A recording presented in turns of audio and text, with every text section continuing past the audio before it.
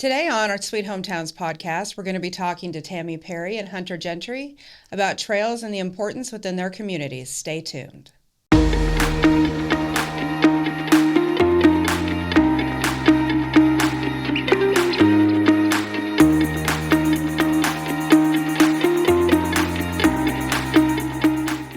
So we're excited today to have Hunter Gentry from Oxford Main Street Program and Tammy Perry from the Heflin Main Street Program to talk to us about the trail systems and how the connectivity to their district. But we'd like you guys to introduce yourselves first. So we'll start with Tammy.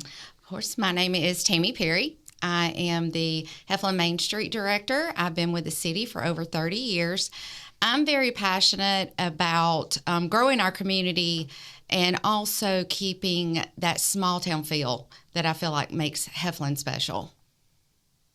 So my name is Hunter Gentry, and I'm the Director of Historic Main Street Oxford for the City of Oxford. I've been in this role now for the past 9 years, and I have been with the city for 12 or 13 years.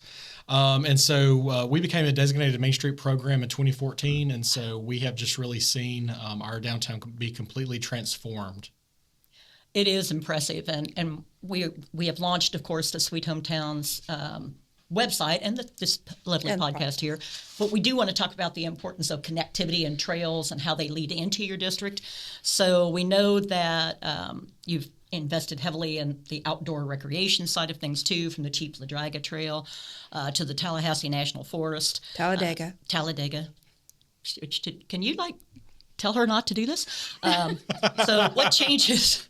So what changes have you seen in the types of visitors since then? I know you in particular because you have the connector to the downtown district itself. Yes. But what changes have you seen since you've started to do the outdoor recreation?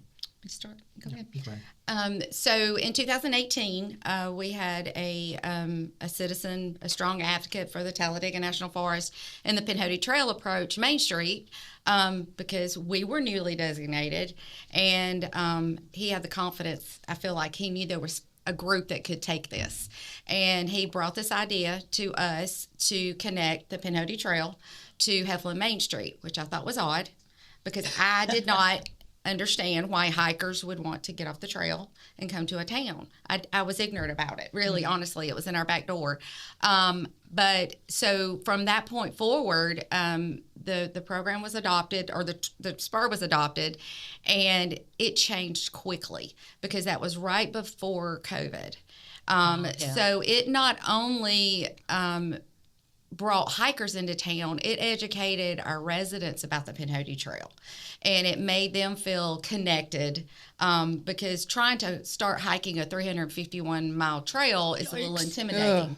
So really intimidating. Yes. So this spur, not going to happen. This spur made them feel like they were hiking the Pinhoti Trail. They were getting outdoors, and they had shut down the AT, so the hikers were trying to find somewhere to hike. So it really blew up on us, and it was all about timing. So I'm going to interject just real quick. So not being from here, what is AT? Oh, the Appalachian Trail. Thank you. Sorry. So one of the cool things I think for Heflin is once they come off the spur, there for a while, I don't know if you still do it, you could get a picture with the mayor or somebody who's at City Hall, which is super neat. And how do we get, how do they film up on water? Yes, and they can get a certificate. Oh, that's so that is kind of on the to-do list so they can get the certificate. And then the certificate is approved in the council meetings. So their name's introduced in the council meetings, and then the certificate is mailed to them. So that is something that they all use an app called, it was Gut Hook. I just went blank. But they use an app. So the app is how they know where to go. It shows them the trail towns. It shows them the stops on the trail. So they see that their next stop would be Heflin, and that's where they can resupply. Gotcha. So the beauty of that is bringing them into town and showing them around. They can choose to spend the night. They can resupply, which they are only going to carry a certain amount of groceries. That's why I didn't understand why they had to go off the trail. Sometimes they have to go to the pharmacy. Sometimes they have stuff shipped to Heflin. Sometimes they go to the post office. Sometimes they have to go to the doctor. So there's just all type of things that they may need. So that's what their purpose is coming to Heflin. So it's our job, I feel like, to make that one experience their best. and leave them with an impression of Heflin. Very cool. So, Hunter, can you talk a little bit about how close Heflin and Oxford are in proximity? Just so that if you're a listener and you haven't been to that part of the state, everything is really close, and how you two connect and from the trails from your perspective and outdoor recreation. Yeah, so Oxford is probably about 15 to 20 minutes from Heflin, and we are our city of Oxford touches the city of Anniston, and so the city of Anniston has the Chief Ladiga Trail, and so but anyway, so Oxford is still in the really early stages of planning our trail and connectivity through our city. Earlier this year, we completed a technical study of how to connect different sections of our city together, and so really the three main primary areas in our community that we want to connect. Well, externally, but just internally, is our historic downtown district. We have a place called Oxford Lake and our civic center. It's our baseball fields and recreational area. And then we have a much larger 300-acre park, Chocolaca Park. Yeah. Mm-hmm. And so they're all fairly close to one another, but of course there's lots of state routes and city streets that kind of separate all three of those areas. And so we're in the works of trying to connect those together, and then also connect Oxford to the Chief Ladiga Trail, which is in Anniston, the Coldwater Mountain biking trail. Mm-hmm. And so there's all these pieces that we can connect to. We just haven't actually started doing it yet. So getting that study done is to show us how we can do it and potentially the cost that's associated with it. There's a really big push right now through the whole state for connectivity with the Sweet Trails movement, and so we're somewhat a part of that to see how we could even connect Birmingham all the way to our part of the state. And so I think that would be pretty great if we can make it happen. Now, of course, that's a long-term goal. It's not going to happen tomorrow or next year or the next 5 years, but we have to start laying the groundwork now to make that happen for the future. And I would like to add that one of my favorite meetings, and we actually hosted it 2 weeks ago, is our regional trails meeting. So that's when Hunter attended, and we have trail representatives from biking trails, horse trails, running, bike. What did I mean? I think that pretty much covers. But it's so informative because that's when we all share and network about our trails. And, it's not just an economic impact for Heflin. I have taken many hikers to Oxford because they need certain supplies that they can't get in Heflin. So, they've already researched, hey, I need to go to Dick's Sporting Goods, or I need to go, I can't find the certain things that I need. Some of them are a little pickier than others, and Dollar General supplies won't make it. So we have a very good networking group in our region. You really do.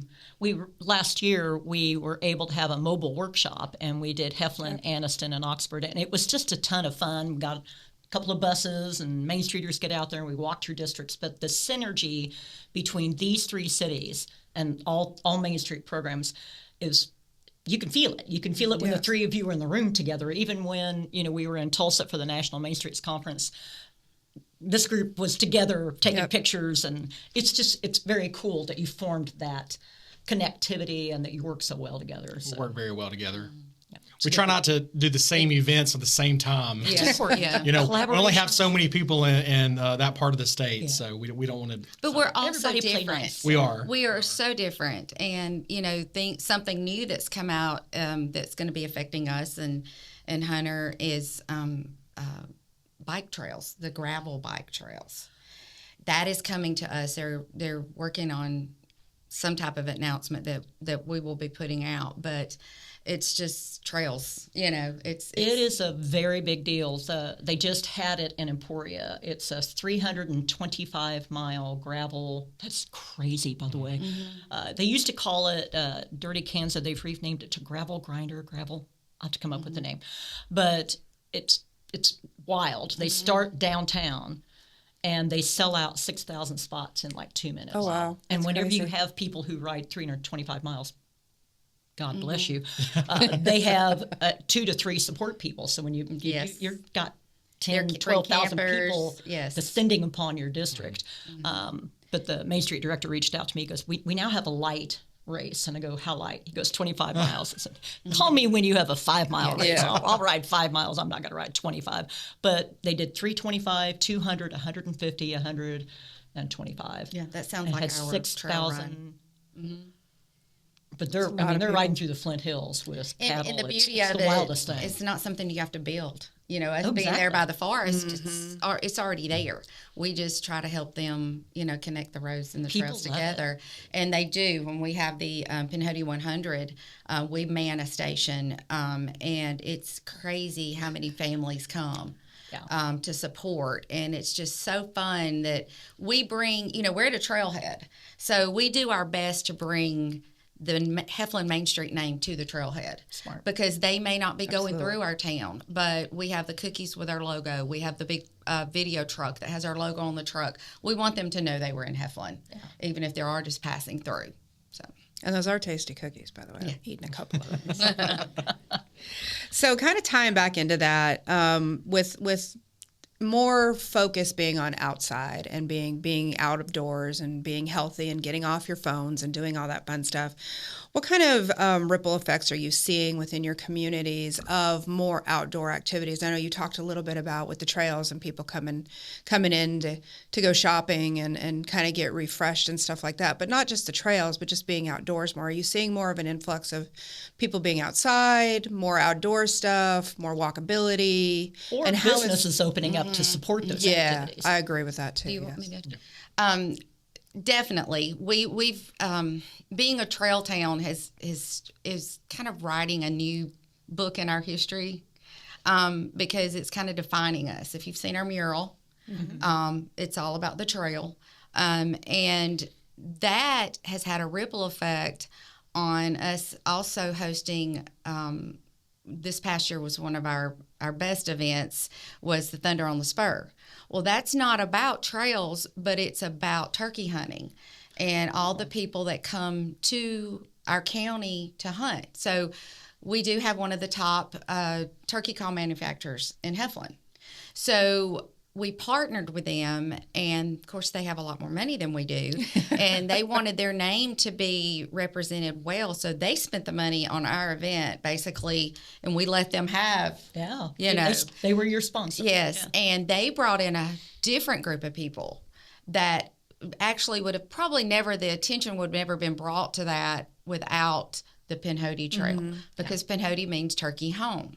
So I didn't know that. So Look at me learning things today. Yeah, so it ties all of those things together, but you have two different demographics. So our businesses, the ones that are close, they stay open late. So we're trying to think of ways next year to utilize the town a little better. We're just trying to do baby steps, but it was very successful. So I forgot the question, but What businesses and yes, activities have you seen pop yes, up around it? and well, we have the Pinhoti Printing. Okay. We have Elevated Grounds that has a business in Piedmont. He opened his business because he has a shuttle service. So he opened his coffee shop on Heflin Main Street. That was smart. And he shuttles hikers. And then we have Rhythm Cafe. They have the Pinhoti sandwich. Yeah. They have a Pinhoti blend. And of course, Shane being familiar with the trail already, he knew that was the ticket for him. So we have had people that, they know now what the people are doing there. So they want to be a part of it. Very cool. And how about for you, Hunter? So, like I said earlier, we're still in the early stages of establishing it, and our trails are going to be completely different than how they would be in Heflin, because that's more rural, but we're more urban. So our trails will most likely be share the road, bike lanes paved throughout the streets, and so. But there's a lot of excitement and buzz going on in Oxford with our community of the potential to get these connections made between our different sections of our city, the outside areas of our city, and then through Hobson City, which is on the edge of the Coldwater Mountain. And so there's a lot of potential there, but there is a lot of excitement about it. But and our mayors work well together, absolutely. and his mayor has come, to our mayor, and anything you guys need, because we know, they have a larger budget than us, and they are completely different. But he has offered his services, and he wants to be a part of what we do, and that's nice to see, not just us working together, but our bosses working together too. Right. Yeah. Let's pivot just a little bit, because you're not as much on trails, but your outdoor activity off the hook there in Oxford, like traveling ball teams and you have an archery. What kind of other things do you have? So our big, I guess, crowning jewel for our city with recreation and outdoor activities is our Chocolaca Park. Which is over 300 acres, and it's somewhat located on the other side of our city, so on the opposite side of our downtown. But they have a large lake there, walking trails around that lake, baseball, softball, track and field, soccer.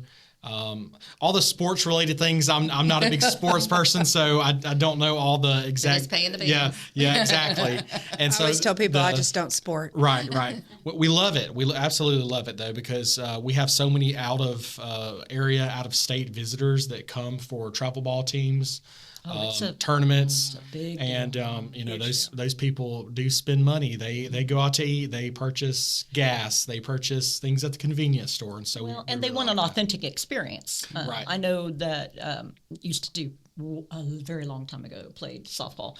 I was not great, but I played. I had a very good time. Now I've learned 2 new things today. I did play. either. Broke my nose playing softball. It's very entertaining, but you were always looking, because sometimes you would come in these big tournaments and you'd have hours before your next game, but not enough time to go back to wherever it was you lived. Rain delays. I saw some last weekend with rain delays. So we would go in search of cool things to see, or restaurants, coffee shops, usually breweries.